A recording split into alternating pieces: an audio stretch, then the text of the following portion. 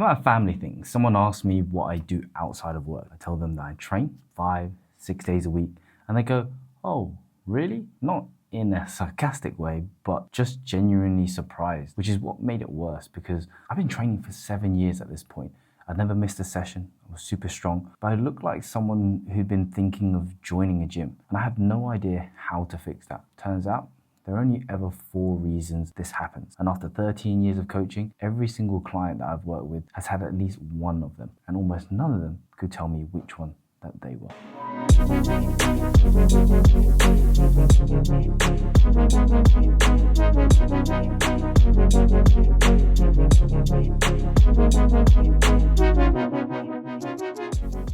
So a few weeks back, I was scrolling through Reddit. I went down this rabbit hole of going through the natural bodybuilding forum.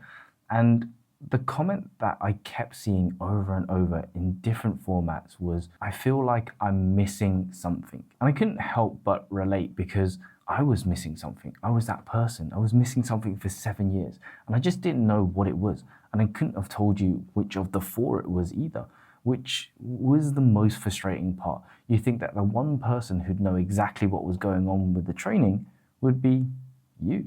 But you're actually the worst person to spot it. Every stuck lifter has this gap between what they think that their training is doing and what it's actually doing. And the stuff in that gap is always the stuff that you just can't see. Think about it. When you're training, how many times have you felt like you've got absolutely nothing left in the tank? Then your spotter or someone shouts at you and suddenly you're doing like 3 reps more. How often can you actually remember everything that you've eaten in a day? But there's always going to be something that you forget unless you write it all down. And recalling it is hard, not just because it relies on memory, but because it's much harder to review yourself when you're in it. You've got no bird's eye view looking down. So instead you go looking for the answer somewhere else. For me, I thought it was my program, so I changed it. And then I changed it again. And then I changed it one more time. Then I paid for someone else to change it. But nothing happened. So then I decided it was my genetics. I had just had a bad chest, nothing that I could do about it. And I was so close to just completely accepting it and giving up. But none of those were the problem. What I actually had was one of the 4 leaks. And so do you.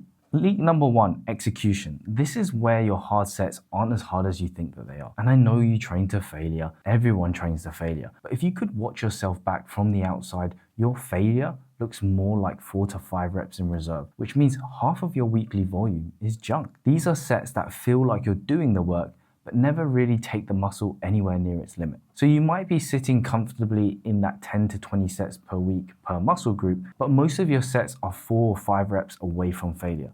And that's probably why you keep needing more to grow. The other sign is that your lifts go up and your body doesn't change. It feels like you're making progress because you are genuinely getting stronger. But relative to how strong that you've got, you're still nowhere near failure. So you're lifting a lot of absolute load, but you're not necessarily training to failure. And this was what I was doing. In 2016, an ex-pro bodybuilder called Milos Sarchev came out to Singapore to run a hypertrophy seminar. And there's a practical element of it where he takes you through his legendary giant sets himself. And I found out that my definition of hard and his definition of hard were 2 completely different things. That's when I realized that you can't just say that you train hard. Everyone says that they do until they actually train with someone that genuinely does. But one of the fastest ways to check yourself is simply just to film a working set. If your last rep moves at the same speed as your first rep, you probably weren't done just yet. And look, increasing effort isn't just as simple as pushing harder. That's about as useful as telling a disabled person to just stand up. So I've made a full video breaking down the actual methods that I use to get people closer to failure, and it's linked at the end of this one, so don't go just quite yet. But let's say that you fix that. Say that you now start training closer towards failure.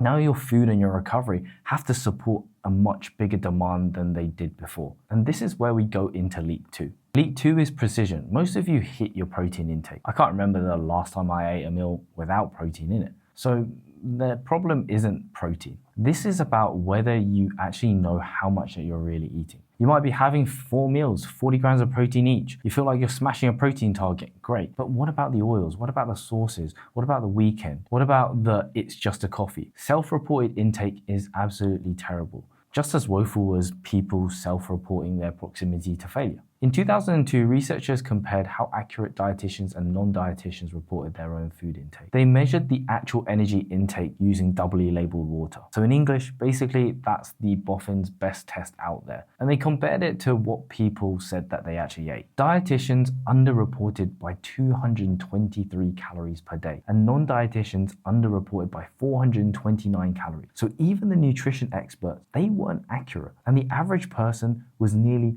twice as bad, which is absolutely insane. Now here's where people get this twisted. You just posted a video on prepping without precision. Yes, but I'd already spent 15 years tracking accurately before that, which is the only reason that I could look at a bowl of food and know roughly how many calories was in that. I earned the right to stop measuring. And even then, I did it once per week at most. Most people are trying to skip straight to the eyeballing part without ever doing those 15 years that I did. And then they wonder why it doesn't work. And the quick fix for this is simply to track 3 to 7 full days of eating. Don't now change your food just because you're paying more attention to it, and log everything before you eat it, not after, because you're probably gonna forget. But none of that matters if you only do it 5 days out of the 7, which then brings us into leak 3. Leak number 3 is consistency. You're dialed in Monday to Friday, and then Saturday and Sunday turn up, and let's just say that they don't quite look like the week. And honestly, that's completely normal. Monday to Friday, you've got this routine. It's a school night. You're up at the same time. You finish work at the same time. So meal prep and eating regularly just sort of happens subconsciously. But the weekend has absolutely none of that. You always start the week with a quiet one, but somehow you end up doing something and you find yourself restarting all over again on the Monday. And that's a bit that does get people. It's never just one bad weekend. It's 52 of them stacked on top of each other. So just look back over the last month and count how many Mondays felt like a reset. If it's 2 or more, that's most probably your leak. Leak 4 is the lifestyle. A lot of lifters will tell you that they live a fitness lifestyle. What they mean is that they train and they also hit their protein, but they never really talk about the recovery part. You can't out-train 5 hours of sleep. When you're short on sleep, your hunger signals get messed up, your performance in the gym drops, and your ability to stick to your nutrition is way worse too. So before you start blaming your training program or not eating enough for why you're not getting PBs in the gym, you might want to consider your recovery first. And if you're constantly struggling to stick to your calories, or you feel like you're always hungry or snacky, despite your calories not being that low, that's a big sign that you're under recovering. Now, you might be sat there thinking, well, every single one of these sounds like me. But there's always going to be this one dominant leak, and it's the one that you typically will overlook. Everyone always thinks it's in the execution in their training, and most people are more open to changing their training than anything else. But it's often the thing that you do most of the time rather than the thing that you do some of the time. Your sleep is a daily thing. Likewise, your food accuracy and your weekend structure. So these are the boring leaks, you could say, that often need changing the most. So with all that information, how do you actually find out what your leak is? How do you know which one is your most dominant one? Well, one thing you could do is guess, like what I just did right now. That's what most people do, and that's what I did for 7 years.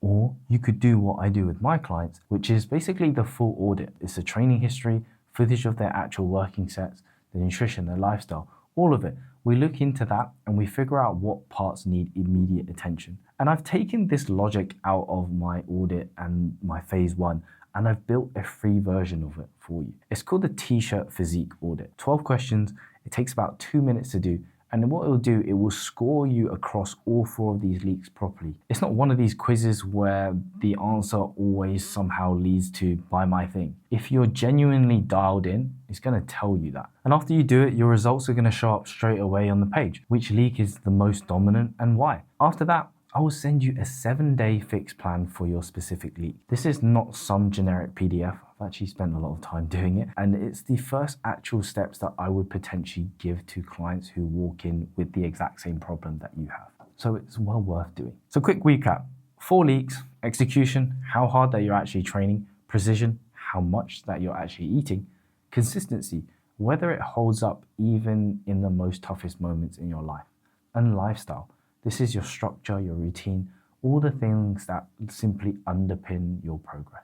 and one of them is most dominant for you. And until you know which one, you're kind of stabbing in the dark. You'll likely be making the same mistakes over and over again. So I've put the audit link below, 2 minutes, results straight away. And when you've done it, come back to me, get back into the comments and tell me which leak that you got, because I'm genuinely interested and curious which one turns out to be the most common. And also that video that I mentioned earlier about fixing your effort, that's on the screen now. So if execution was your leak, make sure to watch that one next. Otherwise, I hope you enjoyed this one. If you did, make sure to like, subscribe.